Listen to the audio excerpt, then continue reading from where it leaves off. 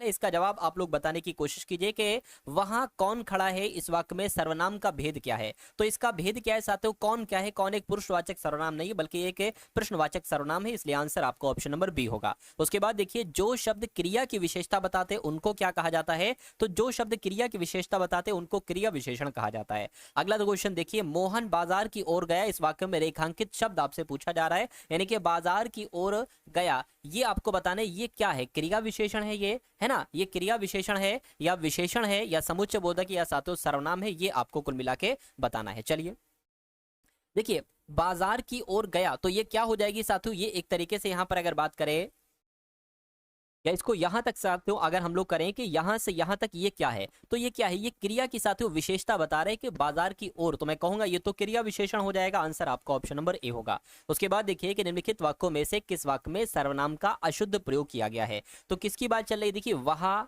वह स्वयं यहां नहीं आना चाहता, यहां पर बिल्कुल सही है। आपके आग्रह पर मैं दिल्ली जा रहा हूं, यही भी बिल्कुल सही है। मैं तेरे को एक घड़ी दूंगा, ये तेरे को मेरे को शब्द सही नहीं माने जाते, तो मैं कहूंगा इस वाक्य में दिक्कत है और यही वाक्य आपका आंसर हो जाएगा, क्योंकि यहां पर अशुद्ध प्रयोग हुआ है सर्वनाम का। उसके बाद देखिए कह रहे लिखना शब्द की भाववाचक संज्ञा क्या होगी, तो लिखाई हो जाएगी साथियों, लिखाई आपके सवाल का बिल्कुल सही जवाब हो जाएगा, है ना। उसके बाद देखिए कह रहे जो अव्यय दो पदों, पदबंधों या उपवाक्यों को जोड़ने का कार्य करते हैं उनको क्या कहा जाता है, उनको क्रिया विशेषण तो नहीं कहा जाएगा, समुच्चय बोधक, संबंध बोधक, विस्मयादि बोधक, तो उनको सातों संबंध बोधक अव्यय कहा जाता है, आंसर आपका जाएगा ऑप्शन नंबर बी के साथ। उसके बाद देखिए कह रहे बेटा शब्द का स्त्रीलिंग क्या हो सकता है, बताइए। चलिए, तो अगर आपका जवाब है साथियों ऑप्शन नंबर बी, यानी कि बेटा शब्द का स्त्रीलिंग बेटी हो जाएगा, तो बिल्कुल सही आपका आंसर है। प्रिय विशेषण के साथ प्रयुक्त होने वाली संज्ञा कौन सी नहीं है, ये आपको बताना है, बताइए। देखिए, प्रिय विषय हम लोग कह सकते हैं, है ना, प्रिय विषय, प्रिय कवि भी कह सकते हैं, प्रिय मित्र भी कह सकते हैं, लेकिन प्रिय बैरी थोड़ी ना कहेंगे कि ये मेरा सबसे प्यारा दुश्मन है, ऐसा थोड़ी ना कहा जाएगा। तो आपके सवाल का आंसर ऑप्शन नंबर डी होगा। कह रहे कि जो शब्द के वाक्यांशों, शब्दों और वाक्यों को जोड़ने का कार्य करते हैं उसको क्या कहा जाता है, तो उसको साथियों क्या कहा जाता है, समुच्चय बोधक उसको कहा जाता है, आंसर आपका जाएगा ऑप्शन नंबर सी के साथ। अगला सवाल साथियों, आप सभी को पता है कि आपके हिंदी के सेक्शन में पूरी के पूरे 10 सवाल पूछे जाएंगे, तो मैंने 10 सवाल बता दिए आपको, है ना। अब 10 में से कितना स्कोर रहा ये आप लोग एक बार कमेंट में मुझे बताइए। उसके बाद अब जीके जीएस वगैरह के सवाल हम लोग यहाँ पर देखेंगे। अच्छा, इसको देखिए करके अंक का सर्वाधिक उपयुक्त अर्थ युग्म वाला बताइए क्या हो जाएगा। अंक की अगर बात करें तो अंक को संख्या भी कहते हैं और अंक को गुद भी कहते हैं, इसलिए आपके सवाल का जवाब जो जाएगा वो ऑप्शन नंबर बी हो जाएगा। भाई बहुत बढ़िया, वेरी गुड क्लास। चलिए कह रहे कि भारत का राष्ट्रीय गान यानी कि जनगण मन सबसे पहले कब और कहां गाया गया, तो साथियों सबसे पहले तो कलकत्ता में गाया गया, लेकिन 1911 में गाया गया, इसलिए आंसर आपका जाएगा बी के साथ। उसके बाद देखिए अगला क्वेश्चन है कि कृष्ण नाट्यम इनमें से किस राज्य का एक प्रसिद्ध नृत्य है, तो ये साथियों नृत्य कहां पर किया जाता है ये बात भी आपको मालूम होना चाहिए, केरल का नृत्य है, आंसर आपका जाएगा सी के साथ। यानी कि परीक्षा में पूछे कृष्णाट्यम नृत्य कहां किया जाता है, तो केरल में किया जाता है। उसके बाद देखिए मारूरी नृत्य किस भारतीय राज्य से संबंधित है, तो मारूरी नृत्य साथियों त्रिपुरा में किया जाता है। कहां पर किया जाता है ये नृत्य साथियों, त्रिपुरा में किया जाता है। अगला क्वेश्चन देखिए, रण उत्सव किस राज्य में मनाया जाता है, तो गुजरात में मनाया जाता है, बिल्कुल साथियों गुजरात का है ये साथियों रण उत्सव, आंसर आपका जाएगा ऑप्शन नंबर सी के साथ। उसके बाद देखिए भारत के किस भाग में जैन धर्म के दिलवाड़ा मंदिर स्थित है, तो यहां पर अगर बात करें साथियों इंदौर, भुवनेश्वर, माउंट आबू, आपको याद रखना है साथियों माउंट आबू में स्थित है, यानी कि जैन धर्म का जो दिलवाड़ा मंदिर है ये साथियों माउंट आबू में स्थित है। उसके बाद देखिए अगला सवाल, खजुराहो के मंदिर साथियों किस राज्य में है, मुझे बताइए। साथियों ये जो एमसीक्यू फॉर्म में प्रश्न मैं आपको करवा रहा हूं सुपर फास्ट तरीके से, ये आपके लिए बहुत इंपॉर्टेंट है, क्योंकि बिहार पुलिस कांस्टेबल की परीक्षा में ये सवाल पूछे जाते हैं, डायरेक्ट डिक्टो सवाल पूछे जाते हैं, रत्ती भर का साथियों चेंज नहीं होगा। हो सकता है कि ऑप्शन इधर से उधर हो जाए, बाकी ऐसा जैसा आपको यहां पर दिख रहा है ना वैसे ही साथियों चीजें होंगी। तो बस आप इन सवालों को देखते जाइए, इनको तैयार करते जाइए, आपका कॉन्फिडेंस साथियों लेवल बढ़ रहा है, इससे बढ़िया बात कुछ नहीं हो सकती, है ना। और धीरे धीरे इतनी तैयारी मैं आपकी एग्जाम तक करवा दूंगा आपके, के ये समझ लीजिए कोई आपका आसानी नहीं हो सकता, कोई आपको परीक्षा में साथियों हरा नहीं सकता। चलिए, तो खजुराहो के मंदिर साथियों कहां पर स्थित है, मैं कहूंगा मध्य प्रदेश में स्थित है, अगर आपका जवाब ऑप्शन नंबर बी तो बिल्कुल सही है। अयोध्या किस नदी के तट पर स्थित है, तो अयोध्या की अगर बात करें तो ये तो सरयू नदी के तट पर स्थित है, राइट आंसर आपका जाएगा ऑप्शन नंबर सी के साथ। उसके बाद देखिए कह रहे ब्रह्मपुत्र नदी के तट पर कौन सा शहर स्थित है, बताइए। तो साथियों ब्रह्मपुत्र नदी के तट पर डिब्रूगढ़ शहर स्थित है, राइट आंसर आपका सी होगा। उसके बाद देखिए भारतीय एड्स अनुसंधान संस्थान कहां पर स्थित है, बताइए। तो ये महाराष्ट्र में स्थित है, यानी कि महाराष्ट्र के पुणे में स्थित है भारतीय एड्स अनुसंधान संस्थान। उसके बाद देखिए भारतीय कृषि अनुसंधान संस्थान कहाँ पर स्थित है, तो ये तो साथियों नई दिल्ली में स्थित है भारतीय कृषि अनुसंधान संस्थान। उसके बाद देखिए कह रहे गुरुद्वारा पंजा साहिब भारत के किस पड़ोसी देश में स्थित है, यानी कि ये कहाँ पर है, पाकिस्तान में है। मैं कहूंगा बिल्कुल साथियों गुरुद्वारा पंजा साहिब जो है ना ये कहाँ पर है, ये पाकिस्तान में है, बात आपको मालूम होना चाहिए। उसके बाद देखिए यूनेस्को का वैश्विक विरासत स्थल यानी कि खजुराहो ये कहाँ पर स्थित है, तो ये तो भाई साहब मध्य प्रदेश में है। कहाँ पर है, मध्य प्रदेश में है साथियों खजुराहो। उसके बाद देखिए करके इनमें से कौन सी ऑफ पॉपीज नामक पुस्तक के लेखक है, तो इस पुस्तक के लेखक कौन है, मैं कहूंगा अमिताभ घोष साथियों इस पुस्तक के लेखक हैं। इसलिए सही जवाब जिनका भी ऑप्शन नंबर ए के साथ है तो बिल्कुल करेक्ट है। साथियों अगर आपने अभी तक इस वीडियो को लाइक नहीं किया है तो मैं रिक्वेस्ट आपसे करूंगा कि इस वीडियो को आप लोग लाइक कर दीजिए। चैनल पर अगर आप लोग नए हैं तो चैनल को भी साथियों तुरंत आप लोग सब्सक्राइब कर दीजिए। चलिए अब उसके बाद देखिए साथियों अगले नंबर का सवाल आपकी स्क्रीन पर है, देखिए और फटाफट मुझे बताइए आंसर आपका क्या हो सकता है, बताइए। चलिए निम्नलिखित में से कौन सी पुस्तक मुंशी प्रेमचंद्र ने लिखी है, तो इसमें से साथियों मुंशी प्रेमचंद्र की पुस्तक आपसे पूछी जा रही है कौन सी है, तो निर्मला पुस्तक जो है ना साथियों ये मुंशी प्रेमचंद्र की ही तो पुस्तक है। आंसर आपका जाएगा सी के साथ। उसके बाद देखिए कह रहे कि हड़प्पा सभ्यता के किस नगर को सिंध का बाग कहा जाता था, तो सिंध का बाग किसे कहा जाता था ये आपसे पूछा जा रहा है, मोहनजोदड़ो को। बिल्कुल साथियों मोहनजोदड़ो आपके सवाल का बिल्कुल सही जवाब हो जाएगा। उसके बाद देखिए कालीबंगा का अर्थ है, तो कालीबंगा का अर्थ क्या है आपको बताना है, बताइए। कालीबंगा का अर्थ क्या काले रंग की झोपड़ियां हैं, नहीं, काले रंग की चूड़ियां हैं, बिल्कुल सही साथियों। अगर आपके एग्जाम में ये सवाल आ जाए तो सही जवाब मैंने आपको बता दिया है। अगला सवाल कह रहे कि सिंधु घाटी सभ्यता में पवित्र पशु कौन था, तो क्या कुबड़ वाले बैल तथा श्रृंग युक्त पशु को माना जाता था पवित्र पशु, गाय हाथी बकरी को, मैं कहूंगा नहीं साथियों कुबड़ वाले बैल को सिंधु घाटी सभ्यता का ये पवित्र पशु था, पवित्र पशु माना जाता था साथियों, ये बात आपको मालूम होना चाहिए। उसके बाद देखिए अगला सवाल है ना, किस स्तंभ शिलालेख में समुद्रगुप्त की उपलब्धियां अभिलिखित की गई हैं जो अपनी विजय के लिए नेपोलियन ऑफ इंडिया के नाम से जाना जाता है, तो क्या आपका राइट आंसर होगा इलाहाबाद स्तंभ आपका जवाब हो जाएगा। यानी कि किस स्तंभ शिलालेख में, तो मैं कहूंगा इलाहाबाद स्तंभ में समुद्रगुप्त की उपलब्धियां अभिलिखित की गई हैं जो अपनी विजय के लिए नेपोलियन ऑफ इंडिया यानी कि भारत का नेपोलियन के रूप में जाना जाता था। आंसर आपका जाएगा बी के साथ, बी के साथ नहीं डी के साथ। और समुद्रगुप्त को ही भारत का नेपोलियन कहा जाता था, नेपोलियन ऑफ इंडिया कहा जाता था। गुप्त साम्राज्य के निम्नलिखित राजाओं में से कौन एक अच्छा वीणा वादक था, तो किसकी बात चल रही है, क्या समुद्रगुप्त की बात चल रही है, बिल्कुल साथियों समुद्रगुप्त को ही भारत का नेपोलियन भी कहा जाता था और ये एक अच्छा वीणा वादक भी था। उसके बाद देखिए कह रहे किस काल को भारतीय इतिहास का स्वर्ण युग कहा जाता है, फटाफट तो मैं कहूंगा गुप्त काल को कहा जाता है भारतीय इतिहास का स्वर्ण युग। आंसर आपका डी होगा। कह रहे दिल्ली में स्थित कुतुब मीनार में कितनी मंजिलें हैं, तो कितनी मंजिलें हैं साथियों, 5 मंजिलें हैं कुतुब मीनार में, ये बात आपको मालूम होना चाहिए। अढ़ाई दिन का झोपड़ा क्या है, क्या ये एक मस्जिद है या एक मंदिर है ना, या साथियों संत की झोपड़ी है या ये एक मीनार है, तो मैं कहूंगा ये एक मस्जिद है। आंसर आपका जाएगा ए के साथ। अगला सवाल आपकी स्क्रीन पर कह रहे शाहजहां ने मुगल साम्राज्य की राजधानी आगरा के स्थान पर कहां पर स्थानांतरित की थी, तो दिल्ली में स्थानांतरित की थी। दिल्ली आपके सवाल का बिल्कुल सही जवाब हो जाएगा। चलिए भाई उसके बाद देखिए कह रहे किस मुगल बादशाह ने इलाही संवत के स्थान पर हिजरी संवत चलाया था, तो यहां पर अगर बात करें शाहजहां आपका जवाब होगा। क्यों, क्योंकि शाहजहां ने ही इलाही संवत के स्थान पर हिजरी संवत चलाया था। अगला सवाल आपकी स्क्रीन पर कह रहे भारतीय सुधार समिति की स्थापना किसने की थी, ये सवाल साथियों वाकई में आपके लिए इंपॉर्टेंट है, इसलिए आंसर आपको बताना है। क्या होगा जवाब, दादा भाई नौरोजी होगा। बिल्कुल साथियों भारतीय सुधार समिति की स्थापना दादा भाई नौरोजी के द्वारा ही की गई थी। उसके बाद देखिए काली मिट्टी इनमें से किस राज्य में पाई जाती है, तो काली मिट्टी तो भाई साहब महाराष्ट्र में पाई जाती है। महाराष्ट्र आपके सवाल का बिल्कुल सही जवाब हो जाएगा। उसके बाद देखिए कि निम्नलिखित में से कौन सी खरीफ की फसल नहीं है, बहुत ध्यान से देखिएगा कौन सी नहीं है ना। देखिए बाजरा है, धान है, ज्वार है, लेकिन रवि की फसल है साथियों गेहूं, ये खरीफ की फसल थोड़ी ना, ये तो रवि की फसल है, इसलिए आंसर आपका जाएगा ऑप्शन नंबर डी के साथ। अच्छा तरबूज और खरबूज ये कौन सी फसल है, एक बार कमेंट में मुझे आप लोग फटाफट बताइए। भारत के किस राज्य में प्रदेश राजमार्ग की लंबाई सर्वाधिक है, बताइए। तो उत्तर प्रदेश, बिहार, मध्य प्रदेश, महाराष्ट्र। अगर आपने सोचा है option number A Uttar Pradesh राज्य में राजमार्ग की लंबाई सबसे ज्यादा है, सर्वाधिक है, तो आपका जवाब बिल्कुल सही हो जाएगा। अंतरराष्ट्रीय चावल अनुसंधान संस्थान कहां पर स्थित है, मुझे बताइए। तो ये तो साथियों फिलीपींस की राजधानी मनीला में है। अंतरराष्ट्रीय अगर आ जाए है ना, और अगर राष्ट्रीय आ जाए, क्या साथियों, अगर राष्ट्रीय चावल अनुसंधान संस्थान आ जाए तो ये कहां पर स्थित है, ये साथियों ओडिशा के कटक में स्थित है, ये बात भी आपको मालूम होना चाहिए। उसके बाद देखिए कह रहे कि निम्नलिखित में से कौन सा विश्व का कॉफी पोर्ट कहलाया जाता है? तो विश्व का कॉफी पोर्ट तो सातों सेंटोस को कहा जाता है। किसको? सेंटोस को कहा जाता है विश्व का कॉफी पोर्ट। उसके बाद देखिए ध्वनि के माध्यम से यात्रा नहीं कर सकती। देखिए ध्वनि की अगर हम बात करें तो ध्वनि ठोस में यात्रा कर सकती है, द्रव में यात्रा कर सकती है ना। उसके अलावा साथियों गैस में यात्रा कर सकती है, लेकिन निर्वात में यात्रा नहीं कर सकती है। तो निर्वात आपके सवाल का बिल्कुल सही जवाब है। मनुष्य के लिए ध्वनि की श्रव्य सीमा क्या होती है? तो यहाँ पर अगर मैं आपको बताऊं तो साथियों 20 हर्ट्ज से लेकर 20 किलो हर्ट्ज ये मनुष्य के लिए ध्वनि की श्रव्य सीमा होती है।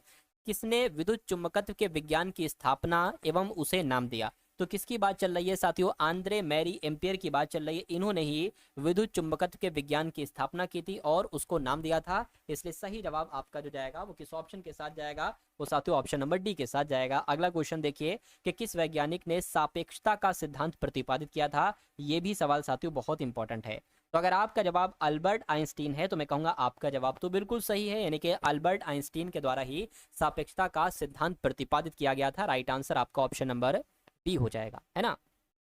यानी कि लैक्टोमीटर की कार्यप्रणाली निम्नलिखित में से किस पर आधारित होती है?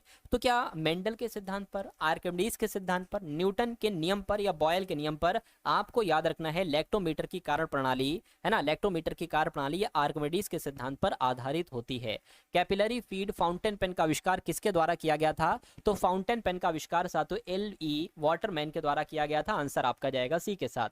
उसके बाद देखिए करके किसका उपयोग किसी व्यक्ति की आंखों के अंदर के दबाव को मापने के लिए किया जाता है? तो ये अच्छा सवाल है साथों, इसका आंसर मुझे बताइए। तो टोनोमीटर आपका जवाब हो जाएगा, यानी कि टोनोमीटर का उपयोग किसी व्यक्ति के अंदर के दबाव को मापने के लिए किया जाता है। उसके बाद देखिए कह रहे हैं कि बायोगैस संयंत्र से निष्कासित कौन सी गैस ईंधन गैस के रूप में प्रयोग होती है? तो मैं कहूंगा ब्यूटेन नहीं, प्रोपेन नहीं, मीथेन आपका जवाब हो जाएगा। क्या आपको याद रखना है कि बायोगैस संयंत्र से निष्कासित जो मीथेन गैस है ना, ये है ना, ये गैस ईंधन गैस के रूप में प्रयोग होती है। ये बात आपको साथियों याद रखना है। और अगला सवाल आपकी स्क्रीन पर करके किसका अधिकतम तापजनक मान होता है? तो किसका अधिकतम तापजनक मान होता है? मैं कहूंगा हाइड्रोजन का अधिकतम तापजनक मान होता है। राइट आंसर आपका ऑप्शन नंबर ए होगा। उसके बाद देखिए कहने के साथियों मैथियास शेलाइडन और थियोडार श्वान, यानी कि शेलाइडन और श्वान अपने सिद्धांत के लिए जाने जाते हैं। तो इन्होंने पता साथियों कौन सा सिद्धांत दिया था? इन्होंने कोशिका का सिद्धांत दिया था। इसलिए सही जवाब आपका सी होगा।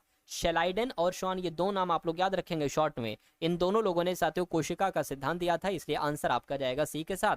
और अगला सवाल देखिए कह रहे कि कौन से कोशिका अंगक को कोशिकीय हाउस कीपर कहा जाता है? तो मैं कहूंगा साथियों लाइसोसोम आपका जवाब हो जाएगा, यानी कि लाइसोसोम ये कोशिका अंगक है, इसको कोशिकीय हाउस कीपर के नाम से भी जाना जाता है।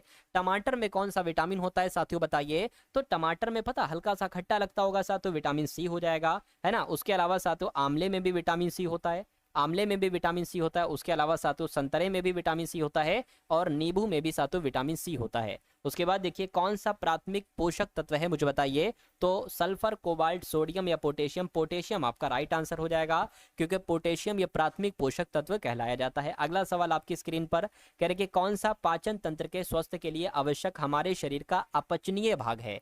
तो क्या आपका राइट आंसर होगा रूफेज? आप लोग याद रखेंगे, सवाल डिक्टो आएगा, डिक्टो आंसर आपको लिखा मिलेगा, यानी कि रूफेज जो पाचन तंत्र के स्वास्थ्य के लिए आवश्यक हमारे आहार का अपचनीय भाग होता है। आंसर आपका बी होगा। मनुष्य की मुख गुहा में इनमें से किसका पाचन प्रारंभ होता है बताइए? तो कार्बोहाइड्रेट, मनुष्य की मुख गुहा में कार्बोहाइड्रेट का पाचन प्रारंभ होता है। आंसर आपका सी होगा। उसके बाद है साथियों यहाँ से आपके सामने करंट अफेयर के सवाल साथियों शुरू हो चुके हैं। तो करंट अफेयर के भी साथियों 12 से 13 सवाल आपके एग्जाम में आएंगे, इसलिए आपको बहुत ध्यान से इन सवालों को देखना पड़ेगा, है ना। चेन्नई ओपन 2025 में टेनिस का पुरुष एकल का खिताब किसने जीता? तो मैं कहूंगा साथियों क्यारियन जैकेट ने जीता। आंसर आपका जाएगा इस सवाल का सी के साथ। उसके बाद देखिए कह रहे कि हाल ही में एशिया के पहले आदम कद एनिमेट्रॉनिक हाथी एली का अनावरण कहां पर किया गया है? तो बेंगलुरु में किया गया है। आंसर आपका जाएगा ऑप्शन नंबर बी के साथ। उसके बाद देखिए अगला क्वेश्चन है कह रहे कि हाल ही में लोकसभा के अध्यक्ष ओम बिरला ने संसद में कितनी भाषाओं में अनुवाद सेवा के विस्तार की घोषणा की है? तो कितनी भाषाओं में? 6 भाषाओं में अनुवाद सेवाओं के विस्तार की घोषणा की है। उसके बाद देखिए कह रहे कि हाल ही में अगला AI शिखर सम्मेलन किस देश में आयोजित किया जाएगा? तो ये साथियों कहां पर पता? अपने भारत में ही आयोजित किया जाएगा, है ना। अपने भारत देश में अगला AI शिखर सम्मेलन का आयोजन किया जाएगा। अच्छा, अब उसके बाद देखिए नेक्स्ट नंबर के क्वेश्चन है कह रहे कि इंग्लैंड के खिलाफ 4000 अंतर्राष्ट्रीय रन बनाने वाले पहले भारतीय कौन बने हैं? तो कौन बने हैं साथियों? विराट कोहली बने हैं। विराट कोहली ने इंग्लैंड के खिलाफ 4000 अंतरराष्ट्रीय रन बनाए हैं। उसके बाद देखिए कह रहे कि इंग्लैंड के खिलाफ, ये तो रिपीट हो गया। अगला क्वेश्चन देखिए, 14वें Asian fisheries and aquaculture forum का आयोजन कहाँ पर किया जा रहा है? तो साथियों नई दिल्ली में किया जा रहा है। नई दिल्ली आपके सवाल का बिल्कुल सही जवाब हो जाएगा। उसके बाद देखिए कह रहे कि कौन 2027 में 39वें राष्ट्रीय खेलों की मेजबानी करेगा? तो 39वें राष्ट्रीय खेलों की मेजबानी कौन सा राज्य करेगा? मैं कहूंगा मेघालय करेगा 2027 में, है ना। 39वें राष्ट्रीय खेल होंगे। उसके बाद देखिए कह रहे कि टॉम क्रूज को किस देश की प्रतिष्ठित एरोनॉटिक्स मेडल मिला है? तो यहाँ पर अगर बात करें साथ तो फ्रांस आपका जवाब हो जाएगा, यानी कि टॉम क्रूज को फ्रांस देश का प्रतिष्ठित एरोनॉटिक्स मेडल मिला है। उसके बाद देखिए कहने के साथियों, केनरा बैंक ने अपना अर्थशास्त्री, मुख्य अर्थशास्त्री किसको नियुक्त किया है ना? किसको नियुक्त किया है आपसे पूछा जा रहा है। तो यहाँ पर अगर बात करें साथियों, इनका नाम है माधवन कुट्टी, और डॉक्टर माधवन कुट्टी को केनरा बैंक ने अपना मुख्य अर्थशास्त्री नियुक्त किया है। उसके बाद देखिए ये तो रिपीट हो गया, ये भी कह रहे कि किसे आईफा उत्कृष्ट उपाधि पुरस्कार से सम्मानित किया जाएगा? तो किसको किया जाएगा? राकेश रोशन इनका नाम है, और राकेश रोशन को ही आईफा उत्कृष्ट उपाधि पुरस्कार से सम्मानित किया जाएगा। अगला सवाल है कह रहे कि 2025 पैरा तीरंदाजी एशिया कप विश्व कहाँ आयोजित किया जाएगा? क्या लिखा हुआ है साथियों? बहुत ध्यान से आप लोग देखिएगा। मैं कहूंगा साथियों थाईलैंड में आयोजित किया जाएगा। क्या थाईलैंड में आयोजित किया जाएगा? 2025 का पैरा तीरंदाजी एशिया कप ये कहाँ पर आयोजित किया जाएगा? तो ये आपको साथियों याद रखना है, ये आपका थाईलैंड में आयोजित किया जाएगा। उसके बाद देखिए ये भी रिपीट हो गया। क्या? ये भी रिपीट हो गया, ये भी रिपीट हो गया। ये क्या हो रहा है भाई? चलिए अगला सवाल है कह रहे कि जो अभी हाल फिलहाल में जारी हुआ है भ्रष्टाचार धारणा सूचकांक 2024 में शीर्ष पर रहा है, बताइए। तो कौन सा देश शीर्ष पर रहा है? मैं कहूंगा साथियों डेनमार्क देश शीर्ष पर रहा है। डेनमार्क आपके सवाल का बिल्कुल सही जवाब हो जाता है। और अगला सवाल है, ये क्या है? ये भी रिपीट हो गया, बहुत रिपीट हो रहे हैं भाई। किसे जनवरी 2025 के लिए ICC player of the month चुना गया है? तो किसको साथियों चुना गया है आपसे पूछा जा रहा है। मैं कहूंगा बेथ मूनी को चुना गया है और जोमेल वारिकन को चुना गया है, इसलिए आपके सवाल का आंसर सी होगा। उसके बाद देखिए किस देश के राष्ट्रपति ने पेपर स्ट्रॉ पर प्रतिबंध लगाया है? तो पेपर स्ट्रॉ पर प्रतिबंध किसने लगाया है? मैं कहूंगा अमेरिका देश ने लगाया है। अगला देखिए किस देश ने ऑपरेशन डेविल हंट शुरू किया है? तो किस देश ने? मैं कहूंगा बांग्लादेश के द्वारा साथियों डेविल हंट शुरू किया गया है। ये क्वेश्चन बहुत इंपॉर्टेंट है आपके एग्जाम के लिए। और उसके बाद देखिए कह रहे कि असहयोग आंदोलन के दौरान किसने पटना कॉलेज छोड़ा जबकि उसकी परीक्षा के केवल 20 दिन ही बाकी थे? तो किसकी बात चल रही है साथियों? जयप्रकाश नारायण की बात चल रही है। जयप्रकाश नारायण आपका सही जवाब हो जाएगा। अगला क्वेश्चन है कह रहे कि किसने यूरोपियन नील बागान मालिकों द्वारा किसानों के शोषण की तरफ गांधी जी का ध्यान आकर्षित किया? तो किसकी बात चल रही है साथियों? राजकुमार शुक्ल की बात चल रही है, यानी कि जो राजकुमार शुक्ल थे यूरोपीय नील बागान मालिकों द्वारा किसानों के शोषण की तरफ गांधी जी का ध्यान आकर्षित किया था। बिहार के कौन से स्थान में गांधी जी ने अपना प्रथम सत्याग्रह किया था? तो गांधी जी ने अपना पहला सत्याग्रह साथियों चंपारण में किया था, इसलिए चंपारण आपके सवाल का बिल्कुल सही जवाब है। 1930 में बिहार में किसान आंदोलन का नेतृत्व किसने किया था? तो स्वामी सहज आनंद की अगर हम बात करें तो बिहार में किसान आंदोलन का नेतृत्व स्वामी सहजानंद ने किया था 1930 में। उसके बाद देखिए कुंवर सिंह राजा थे, तो ये कहाँ के राजा थे साथियों? कुंवर सिंह, ये आपको बताना है। मैं कहूंगा साथियों कहाँ के राजा थे, फटाफट बता दीजिए। अगर आपका जवाब जगदीशपुर है तो जगदीश आपका बिल्कुल सही जवाब है। उसके बाद देखिए कह रहे कि मगध की प्रारंभिक राजधानी कौन सी थी? तो मगध की प्रारंभिक राजधानी साथियों मुझे बता दीजिए आप लोग। चलिए तो राजगृह आपका जवाब है, तो मैं कहूंगा राजगृह आपका बिल्कुल सही जवाब हो जाएगा। और द्वितीय बौद्ध परिषद कहाँ पर हुई थी बताइए? तो द्वितीय बौद्ध परिषद साथियों वैशाली में हुई थी। कहाँ पर हुई थी? दूसरी बौद्ध संगति ये साथियों वैशाली में हुई थी। और किसके शासनकाल में? साथियों कालाशोक के शासनकाल में, ये आपको मालूम होना चाहिए। उसके बाद देखिए करके कौन सा बिहार का पहला अंग्रेजी समाचार पत्र था? तो बिहार की बात चल रही है, द बिहार हेरोल्ड, हेरोल्ड आपका आंसर हो जाएगा, क्योंकि बिहार का पहला अंग्रेजी समाचार पत्र का नाम द बिहार हेरोल्ड ही था। उसके बाद देखिए कह रहे कि 109 और 121 दोनों शामिल के बीच कितने पूर्णांक अभाज्य संख्याएं हैं? यानी कि सही तरीके से अगर बात करें तो 109, संख्या 109 और संख्या 121 के बीच कितनी पूर्णांक अभाज्य संख्याएं हैं, बस इतनी सी बात आपसे पूछी जा रही है। तो 109 के बाद 110 नहीं है, 111 जो है वो एक अभाज्य संख्या है, 112 नहीं है, 13 नहीं है, 14 भी नहीं, 115 भी नहीं है, 16, 17, 18 भी नहीं, 19, 20 है ना, 19, 20, 21 है साथियों। तो कुल मिला के ये दो संख्याएं ऐसी हो जाएंगी जो 109 से 121 के बीच हैं और पूर्णांक अभाज्य संख्याएं साथियों कहलाई जाती हैं। बात आपको मालूम होना चाहिए। किसी धनराशि को चक्रवृद्धि ब्याज पर उधार दिया गया, कोई धनराशि उसको चक्रवृद्धि ब्याज पर उधार दिया गया है। पहले वर्ष की समाप्ति पर 500 रुपए और दूसरे वर्ष की समाप्ति पर 550 रुपए हो जाते हैं।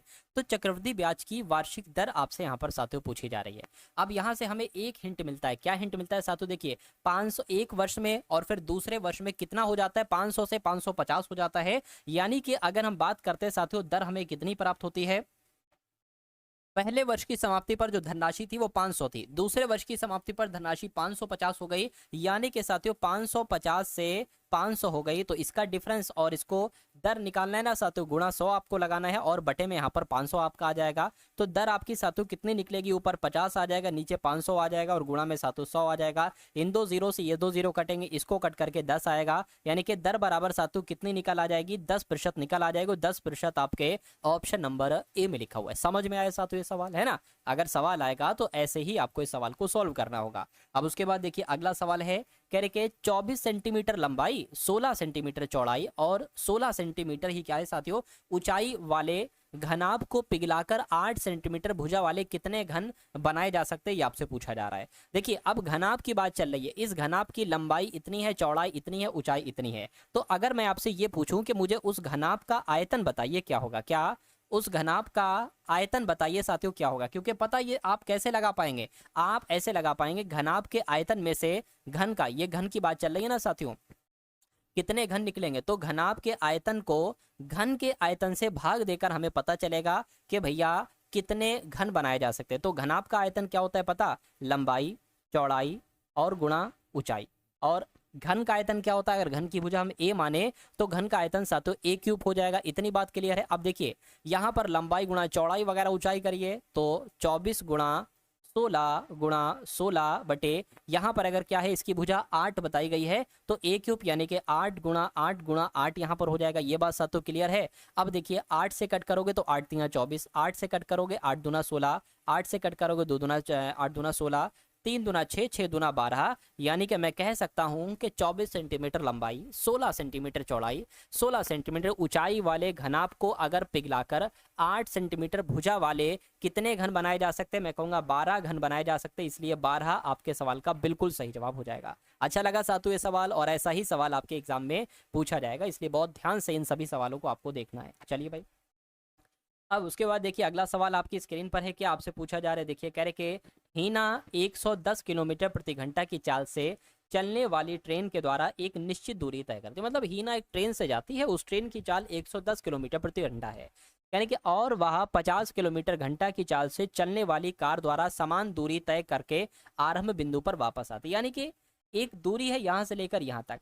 हीना जाती जो है एक ट्रेन से तो जाती है 110 किलोमीटर प्रति घंटा की चाल से, लेकिन वापस जो आती है वो 50 किलोमीटर प्रति घंटा की चाल से वापस आती है। तो कह रहे कि पूरी यात्रा के दौरान उसकी औसत चाल क्या है। तो कुल मिला के कभी भी आपको कोई दूरी दी जाए, कहा जाए कि भैया 100 किलोमीटर प्रति घंटा की चाल से जाते हैं और 50 किलोमीटर प्रति घंटा की चाल से वापस आते हैं, तो औसत चाल क्या होगी? औसत चाल क्या होगी? औसत चाल का एक सूत्र होता है साथियों, क्या ये मैं आपको बता देता हूँ, 2 गुणा पहली चाल है ना और गुणा दूसरी चाल। ये बात आपको याद रखना है, मतलब 2 गुणा पहली चाल और दूसरी चाल और फिर दोनों चालों को आपको जोड़ देना। ये मैं अपना देसी सूत्र बता रहा हूँ। तो 2 गुणा पहली चाल कितनी है साथियों 110 किलोमीटर प्रति घंटा, दूसरी चाल कितनी है 50 और फिर नीचे दोनों चालों को आप क्या कर देंगे, दोनों चालों को आप साथियों यहाँ पर जोड़ देंगे। ये 110 है तो कितनी आ जाएगी साथियों, ये कितना हो जाएगा साथियों 100 220 गुणा 50 आपका हो गया, और ये कितना हो जाएगा 110 यानी कि 160 हो जाएगा। 100 कितना हो जाएगा 160 हो जाएगा। इतनी बात क्लियर है। देखिए इस जीरो से आपका ये जीरो कैंसिल हो गया, थोड़ी सी जगह बना लेता हूँ मैं। देखिए 2 से कट करेंगे तो ये आपका 110 आ गया, 5 आ गया, नीचे आपका 8 आ जाएगा, और 2 से कट करेंगे 2 पंजे 10 और 2 पंजे 10 गुणा 5 और बटे क्या आ जाएगा 4 आ जाएगा। यानी कि अब आपका पॉइंट में आंसर आएगा। देखिए इसको काटिए जरा, 4 एकम 4, 1 गया 15 हो गया, 4 तिया 12 है ना, पॉइंट लगाया और 3 बचा था 30 हो गया, 4 सत्ते 28, 4 सत्ते 28 और 4 पंजे 20, यानी कि इसकी गुणा आपको 5 से करना है। चलिए 5 से गुणा कर देते, क्या दिक्कत है। अभी हम पॉइंट नहीं लगाएंगे, पॉइंट हम 2 नंबर के बाद लगा हुआ है ना, तो 2 नंबर के बाद हम पॉइंट लगा देंगे। 5 पंजे 25 हो जाएगा, 7 पंजे 35, 2 37 हो गया, 5 तियां 15 18 हो गया, 5 एकम 5 6 हो गया। 2 नंबर के बाद पॉइंट था, 2 नंबर के बाद हमने पॉइंट लगा दिया। यानी कि औसत जाल जो निकलेगी साथियों वो 68.75 किलोमीटर प्रति घंटा निकलेगी। ये आपके इस सवाल का बिल्कुल सही जवाब हो जाएगा भाई, बहुत बढ़िया, वेरी गुड क्लास। चलिए नेक्स्ट नंबर का सवाल देखें अब। चलिए भाई, तो इस सवाल को देखिए आप लोग साथियों और बताइए आपका राइट आंसर यहाँ पर क्या हो सकता है। कह रहे कि एक खुदरा विक्रेता अपने सभी सामानों का मूल्य क्रय मूल्य से 50% अधिक करता है। यानी कि मान लीजिए साथियों उसका क्रय मूल्य अगर 100 है तो वो कितना 50% अधिक अंकित करता है, यानी कि 150 उस पर वो अंकित कर देता है और अंकित मूल्य पर 25% की छूट देता है। और इस अंकित मूल्य यानी कि 150 पर 25% की छूट देगा, यानी कि वो इसको 75% में बेचेगा। तो देखिए जरा, जब 25% की छूट देता है तो कितने में वो चीज़ बेची जाती है ना। 25 तियां 25 चौक 4 से कट करेंगे तो साथियों कितना आ जाएगा, 4 तियां 12 और 4 सत्ते 28 आ जाएगा और 4 पंजे आपका साथियों यहाँ पर 20 आ जाएगा। 37 की गुणा जरा आपको 3 से करना है। 37 की गुणा, 37 नहीं बल्कि 375 की गुणा आपको 3 से करना है। एक पॉइंट लगा, एक नंबर के बाद पॉइंट लगा देंगे। 3 पंजे 15, 7 तियां 21 और 22 है, 3 तियां 9 और 11 यानी कि 112.5। अब देखिए, अब यहाँ पर आपको समझना होगा, आपको क्या समझना होगा, आपको साथियों समझना होगा कि एक क्रय मूल्य था वो 100 रुपए था, 50% की हम वृद्धि उस पर कर देते, अंकित मूल्य 150 हो जाता है। लेकिन फिर 25% की छूट दी जाती है 150 पर, तो मूल्य 112 रुपए। 150 रुपए से जब 25% की छूट दोगे ना तो 112 रुपए आ जाएगा। और उसके बाद कह रहे हैं कि उसे लगता है कि उसे 25% का लाभ होगा, है ना। उसको क्या लगता है कि 25% का लाभ होगा। इस बिक्री पर उसे होने वाला वास्तविक लाभ क्या है। उसने खरीदी थी 100 रुपए की और अब उसको कितने का लाभ हुआ है साथियों, लगभग लगभग यहाँ पर अगर बात करें 12.5 रुपए का ही तो लाभ हुआ। अरे भाई 100 रुपए ही तो खरीदी है, 12.5 रुपए का ही तो लाभ उसको होगा। लेकिन उसको अब जो भी लगे 25% का लाभ हुआ है, उसको ऐसा लग रहा है, लेकिन वास्तविक लाभ तो 12.5 रुपए का हुआ है। तो 12.5 रुपए कहाँ पर लिखा हुआ है, ऑप्शन नंबर डी में लिखा हुआ है। तो ये आपका और हमारा बिल्कुल सही जवाब हो जाएगा, है ना। चलिए एक दो सवाल साथियों और बचे हैं, 2-4 सवाल, उसके बाद हम लोग इंग्लिश के क्वेश्चन देखेंगे, है ना। तो इसलिए बहुत सतर्कता से आप लोग रहिए। एक एक सवाल आपके लिए इंपॉर्टेंट है, आपके एग्जाम में पूछा जाएगा। एक रेलगाड़ी 75 किलोमीटर प्रति घंटा की एक समान चाल से चल रही है। इस रेलगाड़ी द्वारा 250 किलोमीटर की दूरी तय करने में लगने वाला समय क्या है। तो आप सभी लोग जानते हैं कि समय बराबर क्या होता है, समय बराबर साथियों होता है दूरी बटा चाल। तो यहाँ पर साथियों क्या क्या दिया है, दूरी यहाँ पर दी है कि भैया दूरी जो है वो 250 किलोमीटर प्रति घंटा है। और यहाँ पर क्या चाल दी है, चाल कितनी है, 75 किलोमीटर प्रति घंटा की चाल है। इसको कैलकुलेट करोगे समय साथियों आपका निकल आएगा 25 एकम 25, 25 तियां 75। अब साथियों इसको अगर कट करोगे, है ना, समय आपका कितना निकल कर आया, समय आपका घंटे में निकल कर आया 10/3 घंटे निकल कर आया। तो 10/3 घंटे कहीं पर लिखा हुआ है, नहीं लिखा हुआ है। अगर इसको हम साथियों देखिए कैलकुलेट करें तो कैसे कैलकुलेट करेंगे, 3 आ गया, 3 तियां 9 हो जाएगा। अब बचे क्या, 1 बचेगा, यानी कि 3 घंटे और 1/3 मिनट। तो इसको अगर मिनट में कैलकुलेट करें तो 60 से आपको करा लेना है। 3 एकम 3, 3 दूना 6, यानी कि 3 घंटे 20 मिनट आपका आंसर आ जाएगा। 3 घंटे 20 मिनट आपका क्या होगा, आंसर आ जाएगा। और ऐसा कहाँ पर लिखा हुआ है, ऐसा आपके सामने ऑप्शन नंबर डी में लिखा हुआ है। तो जिनका आंसर ऑप्शन नंबर डी है तो मैं कहूँगा आंसर आपका बिल्कुल करेक्ट हो जाएगा भाई, बहुत बढ़िया, वेरी गुड क्लास। चलिए अब नेक्स्ट नंबर का सवाल देख लेते हैं, क्या है भैया इस सवाल में। 3 संख्याओं का अनुपात 1:2:3 है और उनका महत्तम समावर्तक साथियों कितना है, 12 है। तो वो संख्याएं आपसे पूछी जा रही हैं। देखिए अगर 3 संख्याओं का अनुपात आपको दे रखा है और वो संख्याएं आपसे पूछी जा रही हैं, यानी कि वो संख्याएं भी इसी अनुपात में होंगी। जैसे कि एक हो जाएगा 12, दूसरा हो जाना चाहिए 12 एकम 12, 12 दूना 24, फिर 12 तियां 36, लेकिन यहाँ पर 24 नहीं 34, इसलिए आंसर नहीं हो सकता। एक है 12, फिर 12 दूना 24, लेकिन ये 12 तियां आ गया तो ये भी नहीं हो सकता। 10, 10 से 12, 10 दूना 20 होना चाहिए, फिर 30 होना चाहिए, ये भी नहीं हो सकता। 12 के अगर 12 दूना 24 है ना, और 12 तियां आपका 36, ये इसका जो अनुपात बनेगा वो ये है ना, वो ये है।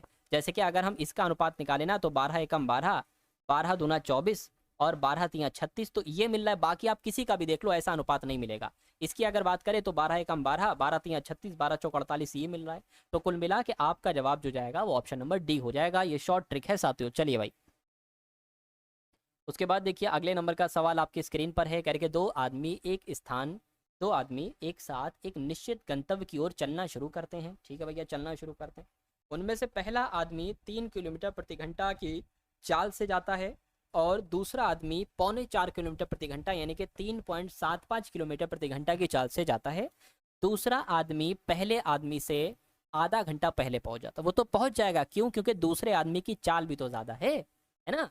1 किलोमीटर से थोड़ी कम उसकी चाल है, 0.25 किलोमीटर प्रति घंटा उसकी चाल ज्यादा है, तो वो तो पहले पहुंचेगा ही साथियों।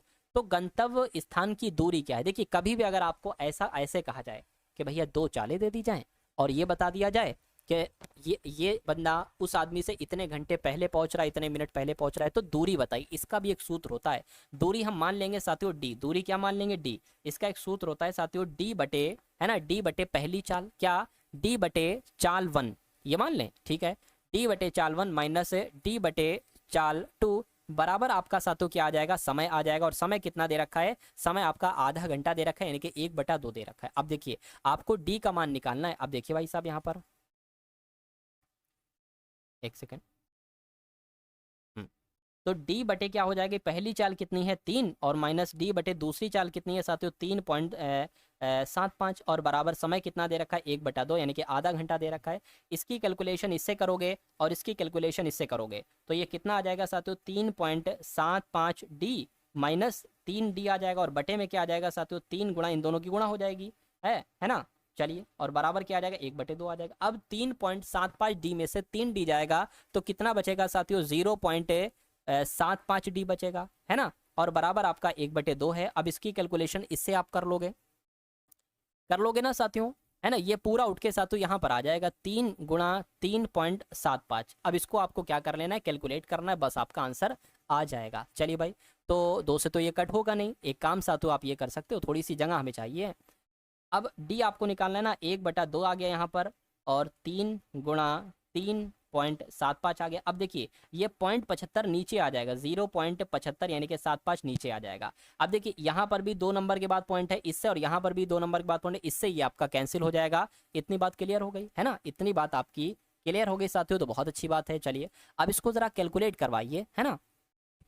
कैसे कैलकुलेट करवाए? 25 से कट करें, 25 तियाँ 75, और फिर आपका 25 से कम 25 हो जाएगा, कितना जाएगा? ये आपका 12 जाएगा, तो 125 हो जाएगा। 25 पंजे आ गया आपका, इतनी बात क्लियर है। और 3 से सातों ये आपका 3 कैंसिल हो जाएगा।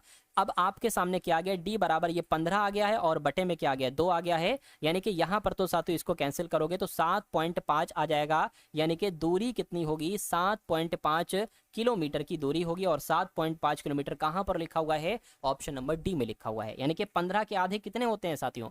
7.5 ही तो होते हैं। तो इस प्रकार जिनका आंसर है ऑप्शन नंबर डी के साथ, तो साथियों बिल्कुल करेक्ट हो जाएगा आपका आंसर। चलिए, अगला सवाल देखते हैं साथियों।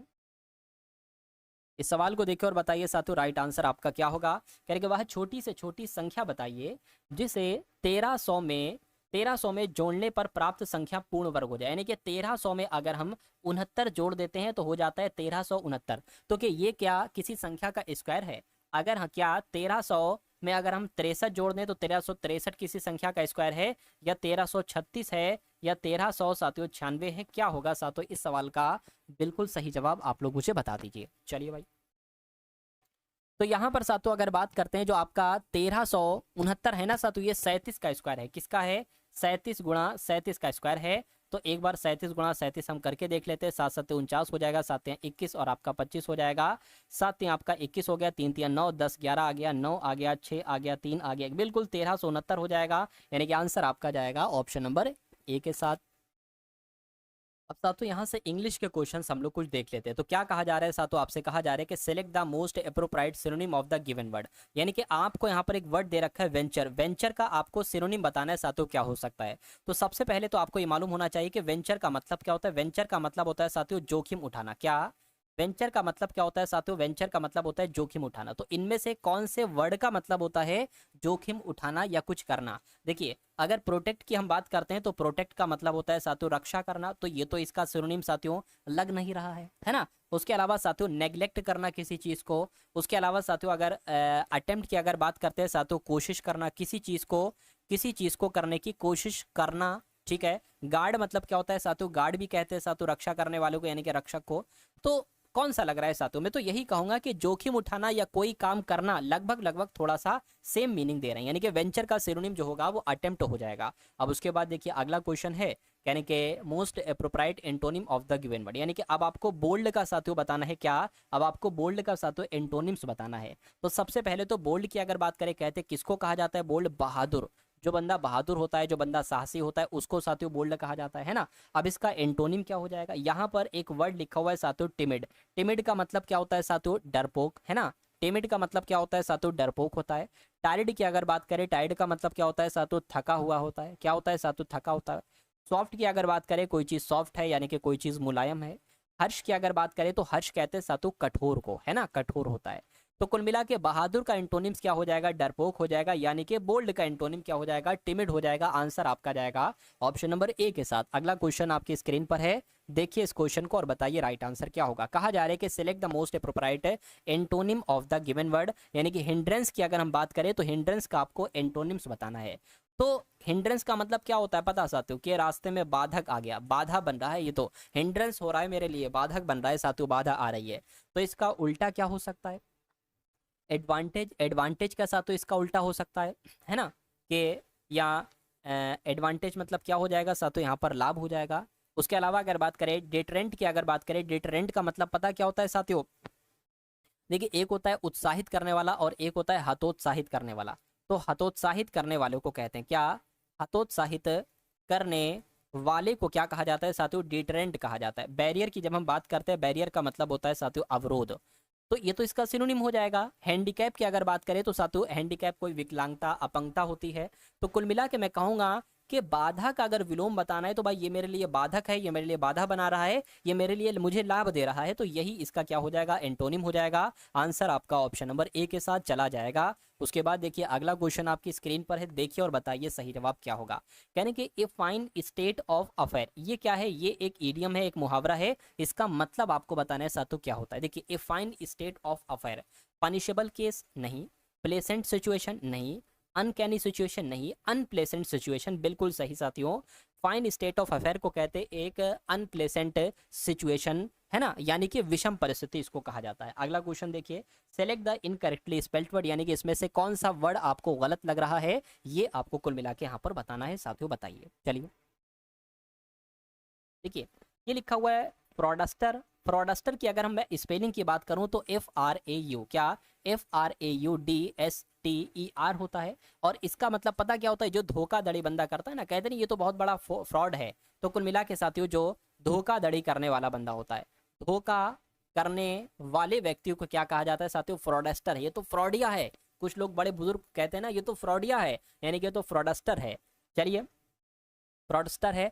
तो गैंगस्टर की साथियों जब हम यहाँ पर बात करें, गैंगस्टर का मतलब क्या होता है? बदमाश। जैसे कि आप पुलिस में जाना चाहते हो, बदमाश बनना चाहते हो, खैर कोई नहीं, गैंगस्टर की स्पेलिंग बिल्कुल यहाँ पर सही है। उसके अलावा अगर बात करते हैं साथियों यहाँ पर इसकी स्पेलिंग भी बिल्कुल सही है। ट्रिक्स्टर की अगर बात करें, ट्रिक्स्टर का मतलब पता क्या होता है? चालबाज कहते हैं। पता किसे कहते हैं? चालबाज को कहा जाता है ना। और उसके अलावा साथियों प्रैंकस्टर की अगर बात करें, कहते नहीं है कि ये तो प्रैंक कर रहा है, यानी कि प्रैंकस्टर है, यानी कि वो बंदा बहुत शरारती है। भाई प्रैंक तो वही करेगा जो बंदा शरारती होगा। तो कुल मिला के स्पेलिंग किस वर्ड की गलत थी? ऑप्शन नंबर ए वाले की स्पेलिंग गलत थी साथियों। तो यही आपका बिल्कुल सही जवाब हो जाएगा। उसके बाद देखिए अगला क्वेश्चन आपकी स्क्रीन पर है, बताइए इसका राइट आंसर क्या होगा। यानी कि select the most appropriate synonym of the given word, यानी कि ओपिनियन के बारे में आपको बताना है कि इसका सिनोनिम साथियों क्या हो सकता है, बताइए फटाफट। चलिए तो ओपिनियन की अगर हम बात करें, देखिए मैं आपको एक ओपिनियन दे सकता हूं, यानी कि मैं आपको एक सुझाव दे सकता हूं, एक आइडिया दे सकता हूं। तो इसका सिनोनिम क्या हो जाएगा? फैक्ट हो जाएगा। फैक्ट का मतलब तो होता है साथियों सत्य बात। क्या? सत्य बात। ट्रथ की अगर बात करें, ट्रथ का मतलब होता है साथियों सच। आइडिया की अगर बात करें, आइडिया का मतलब क्या हो जाएगा? कोई विचार। यानी कि मैं आपको एक विचार दे सकता हूं या मैं आपको एक सुझाव दे सकता हूं, कहीं ना कहीं रिलेट कर रहे हैं। प्रूफ की अगर बात करें तो प्रूफ का मतलब क्या होता है साथियों? सबूत होता है। तो मैं कहूंगा कि ओपिनियन का जो सिनोनिम लग रहा है वो आइडिया लग रहा है, इसलिए आइडिया आपके इस क्वेश्चन का बिल्कुल सही और बिल्कुल सटीक। दोस्तों ये वीडियो आप लोगों को कैसी लगी कमेंट बॉक्स में ज़रूर बताएं और वीडियो को अपने दोस्तों तक शेयर करना ना भूलें।